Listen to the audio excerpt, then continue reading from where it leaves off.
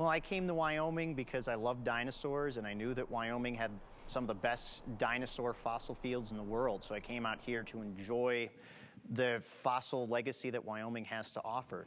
Wyoming is, I like to call it the geologic Disneyland. It's an area full of fossils, and not just full of fossils, but just full of adventure. Some of the most famous animals that have ever been found have been found right here in this state.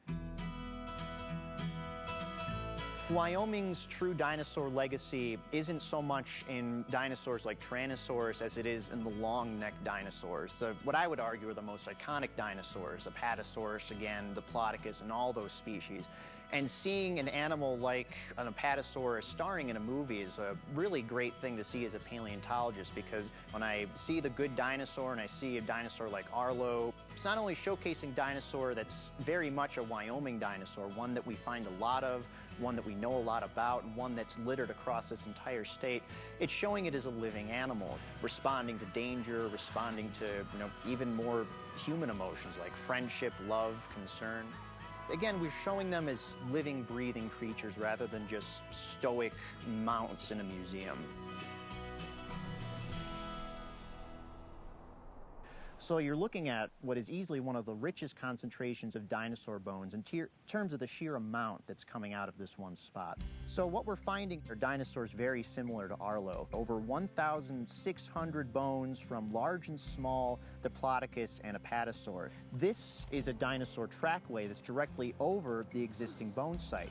These large suppressions you see here and continuing throughout this crack in the rock are the undersides of dinosaur footprints. So you're seeing the spot where the dinosaur actually pressed his foot into the mud. This whole progression on this hillside could represent millions of years of time in the late Jurassic period, where you have dinosaurs like Arlo by the scores just plodding along this area, huge herds of massive long-necked plant eaters roaming this landscape looking for food and keeping an eye open for the occasional predator. Well, this is a skull of an Apatosaurus, and it's a little bigger than we would expect to find for Arlo. It has a very small head in relation to the body, and then as a result, they didn't have a very big brain, so they weren't the most intelligent creatures, but you're not going to ask an animal like Arlo to do your homework for you. All it needs to know how to do is to get food, how to find water, and how to avoid predators, and that's all Arlo needs to do.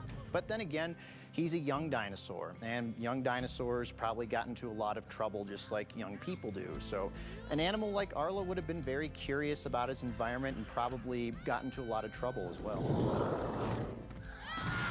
Well, our museum is a little different than most museums in that most of our manpower, from digging in the site to cleaning the bones in the lab, isn't done by trained paleontologists like myself and my colleagues, but it's done by everyday people through our Dig for a Day and Shovel Ready programs. We held those during the summer, during our active field season.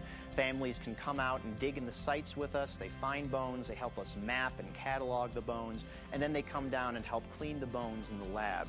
And through all that work, we're able to produce the dinosaur skeletons that we have. We're constantly trying to exhibit more of what we find in our sites to show people more of what Wyoming has to offer in terms of its dinosaur diversity.